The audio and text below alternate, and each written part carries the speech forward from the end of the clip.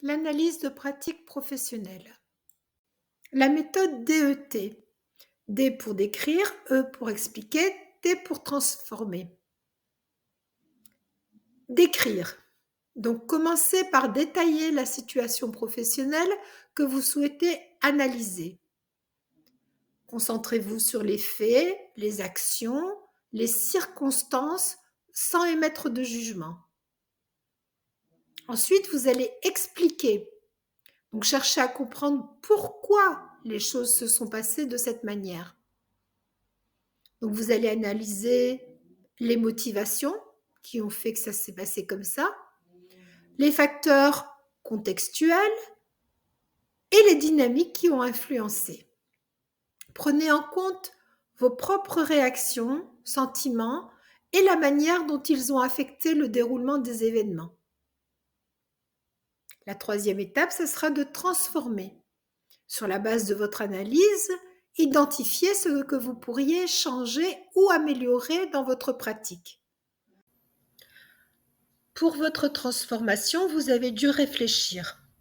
Vous avez réfléchi, par exemple, par rapport à des concepts que vous avez vus en cours, ou bien vous avez fait des recherches Internet pour trouver des auteurs qui parlaient de la problématique. Donc ici, vous allez relier votre transformation avec ces concepts ou ces auteurs. Imaginons une situation où une séance de formation ne s'est pas déroulée comme prévu. Par exemple, l'objectif était de former un groupe de professionnels à l'utilisation d'un nouveau logiciel. Mais la session a rencontré des difficultés avec des participants exprimant de la frustration et un formateur se sentant dépassé. Voici comment appliquer la méthode DET, d'écrire, expliquer, transformer, à cette situation. Donc, première étape, on va décrire. Par exemple, eh bien que la séance de formation était prévue pour durer 2 heures, avec une présentation initiale suivie d'exercices pratiques. Dès le début, des problèmes techniques avec le projecteur ont retardé le démarrage de 20 minutes. Plusieurs participants semblaient désengagés, vérifiant fréquemment leur téléphone. Lors des exercices pratiques, quelques participants ont exprimé leur frustration. Ils ont affirmé ne pas comprendre les consignes. J'ai tenté de répondre aux questions, mais avec le temps limité et le retard accumulé, la session s'est terminée sans couvrir tous les points prévus. Là, vous n'avez décrit que les faits. La deuxième phase, expliquer. Déterminer le pourquoi ça s'est passé comme ça. Par exemple, les problèmes techniques du départ ont non seulement réduit le temps disponible pour la formation, mais ont également affecté la dynamique et l'engagement des participants, et ça dès le début. Le désengagement observé pourrait être dû à une combinaison de la frustration initiale et d'un manque de clarté dans les consignes pour les exercices pratiques. J'étais déjà stressée par les problèmes techniques et j'ai eu du mal à adapter mon plan de formation au temps restreint, ce qui a conduit à une couverture incomplète de la séance.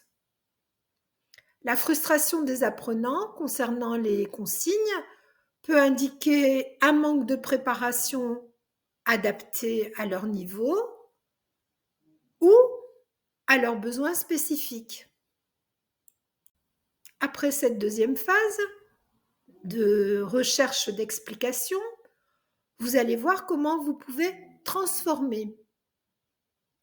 Donc, par exemple, pour améliorer les futures séances de formation et éviter que ces problèmes ne se reproduisent, je peux envisager plusieurs actions. Par exemple, une préparation technique, vérifier avant l'équipement technique pour prévenir les problèmes et prévoir des solutions de secours. Par rapport à l'engagement des participants, Je pourrais utiliser des techniques interactives dès le début pour capter et maintenir l'attention, comme par exemple des questions ouvertes ou des sondages rapides. Concernant la clarté des consignes, eh bien, je vérifierai que mes consignes soient bien claires et adaptées au niveau des participants.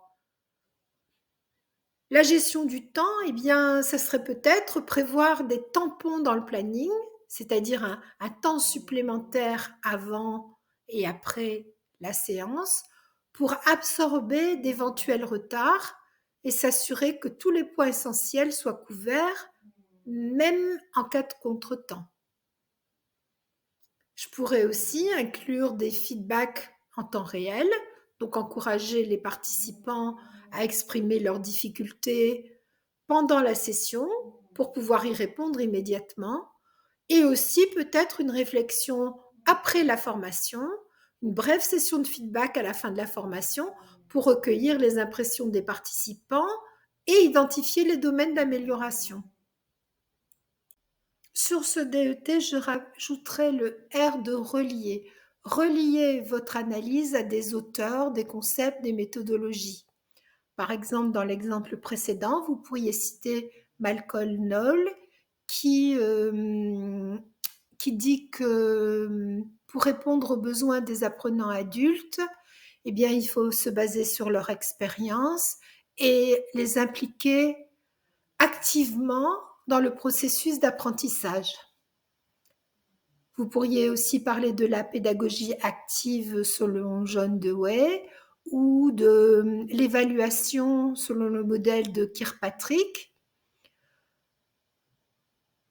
et aussi sur la théorie de l'auto-efficacité d'Albert Bandura, qui a exploré comment les croyances des individus en leur propre efficacité influencent leur capacité à atteindre des objectifs et à surmonter des obstacles.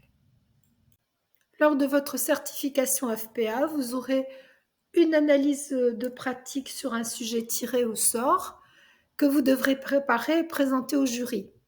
Cette analyse portera sur 6 thèmes possibles: une conduite d'entretien avec un apprenant, ou une animation d'une durée comprise entre 1 heure et 3 heures, ou la conception d'une ressource ou d'un support pédagogique, ou la mise en œuvre d'une évaluation, ou une situation d'accueil individuel ou collectif, ou une situation de communication avec un autre formateur, un membre du collectif pédagogique ou un membre de l'équipe de direction. J'espère que cette vidéo vous a éclairé sur l'analyse de pratique. Je vous souhaite bon courage pour votre préparation à la certification.